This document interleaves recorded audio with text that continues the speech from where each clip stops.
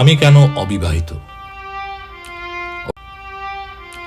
ওহে ভট্টাচ, তুমি সেই যে লিখলে আমার কোনো হৃদয় বিভ্রাটের কারণে আমি অবিবাহিত বা তার জন্য নই, এই অনিশ্চয়তা কাটানোর জন্য এটি লিখতে হচ্ছে। আমার বয়স তখন 24-25। অক্সফোর্ডে আমার মাস্টারমশাই প্রফেসর স্টেইনসবি আমায় পাঠালেন প্যারিসে এক কনফারেন্সে। আগে কখনো প্যারিস যাইনি। কনফারেন্সের পর প্যারিসের রাস্তায় ঘুরছি, চোখ তৃপ্ত কিন্তু মন তৃপ্ত হচ্ছে না। ভাষা যে বুঝি না। তোমরা ভট্টাচ বামুনেরা যেমন চালাকি করে বলতে ঘ্রাণেন অর্ধ ভোজনং, সে নিয়ম কিন্তু মনের ক্ষেত্রে খাটে না। ফরাসি ভাষা না জানায় শাঁজেলিজেতে দাঁড়িয়েই প্রতিজ্ঞা করলাম 1 মাসেই চলনসই ফরাসি শিখব। প্রফেসর স্টেইনসবিকে চিঠি লিখে সংকল্পটি জানালুম, আর মাস্টারমশাই বললেন সে তো বেশ কথা, পাস্কাল, লাপ্লাস, পুকেয়ার এদের গবেষণা তাদের মাতৃভাষায় পড়তে পারবে, সিদ্ধমস্তু। মাস্টারমশাইকে প্রাচীন স্কটল্যান্ডে বলতো দমিনা, দেবস্বরূপ বা গুরুদেব, মানে যৈশ্য প্রসাদাত ভগবত প্রসাদাত, সেই আর কি। প্রফেসর স্টেইনসবি আজ আর ইহ জগতে নেই। তার কথা ভাবলে এই বুড়ো বয়সে চোখের জল আসে আমার। কি স্নেহই না করতেন ছাত্রদের, সত্যি এরা ভগবত স্বরূপ ছিলেন। তারপর আশ্রয় নিলুম পূবের দিকে গাওলা ইস্ট ট্রেন স্টেশনের কাছে এক পেইং গেস্ট হিসাবে। কাছেই এক ফরাসি ভদ্রলোকের বাড়িতে অল্প দক্ষিণায় ফরাসি শেখা শুরু করলুম। গুরুকৃপা আমার কোষ্ঠীতে আছে, চতুর্থপতি সস্থানে বৃহস্পতি মহাবলবান। লেগে গেলুম ফরাসি শিক্ষায়। গুরু আমার পড়ানোর ধরনের 16 আনা ভট্টাজি মার্কা।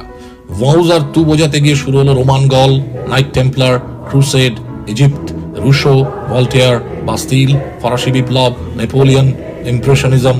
পুরো 1000 বছরের ফরাসি ঐতিহ্যকে 4 পেয়ালা কফি সহযোগে মন্থন করা হলো। 14 জুলাই ফরাসি জাতীয় ছুটি, বাস্তিল পতন আর ফরাসি বিপ্লবের শুরু। গুরু তার বাড়িতে রাতে খেতে নেমন্তন্ন করলেন। সেখানে পরিচয় করালেন তার বড় মেয়ে মিশেলের সঙ্গে। সে কলেজে পড়ছে, বাড়ি মিষ্টি আর সুগন্ধি মেয়ে। আমার দুর্বল ফরাসিতে অল্প কথাবার্তা হলো।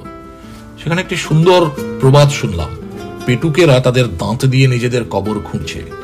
ফরাসি খাদ্য আর গদ্য দুইয়েরই কুলধর্মগত মিতভাষিতা আছে। ফরাসিতে বেশ এগিয়ে চলেছে আমার ফরাসি পণ্ডিত গুরুমশাই আমার উপরে তুষ্ট। একদিন তার বালক ছেলে আমাকে একটি চিঠি দিল, ফরাসিতে লেখা। দস্তখত দেখে বুঝলুম মিশেল। অনেক কষ্টে পড়ে বুঝলুম আমার যদি অসুবিধা না হয় তাহলে যেন শনিবার বিকেলে মেট্রোপোল কাফেতে তার সঙ্গে দেখা করি। গেলুম দেখা করতে, এমন কিছু নয়, কিন্তু আমি দেখলুম তার সঙ্গে আমার ফরাসি আরো সড়গড় হয়ে উঠেছে। সে তারপর আমাকে সারা প্যারিস ঘুরিয়ে দেখালো। সেইনের কাছে আমার মনে হলো বাঁশবেড়ের গঙ্গার কথা। বহমান জলের প্রতি আমাদের হিন্দুদের একটি অদ্ভুত আকর্ষণ আছে। প্যারিসে দালাক্রোয়ার আঁকা দেবী স্বাধীনতার ছবি দেখেছ তো? মিশেলি আমাকে প্যারিস জানালো ঠিক যেভাবে দেবী স্বাধীনতা ফরাসি প্রজাকে পথ দেখাচ্ছেন। ছবিটির লুভরের একটা প্রিন্ট তোমাকে পাঠালো। মাসখানেক পর গুরুর কাছ থেকে বিদায় নিলাম। আপন ভোলা মসিয়ে ফিলিপের জন্য সংস্কৃত বাংলার ফরাসিতে লেখা স্তোত্র নিবেদন করলুম। গুরু প্রাণ ভরে আমাকে আশীর্বাদ করলেন।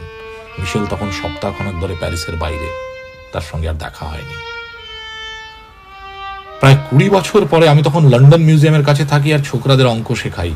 বাঁধা ধরা গবেষণা চাকুরি অনেক আগেই ছেড়ে দিয়েছি। একদিন এক অদ্ভুত চিঠি এলো, কোন এক মাদাম লুজান আমার সাক্ষাৎ প্রাপ্তি।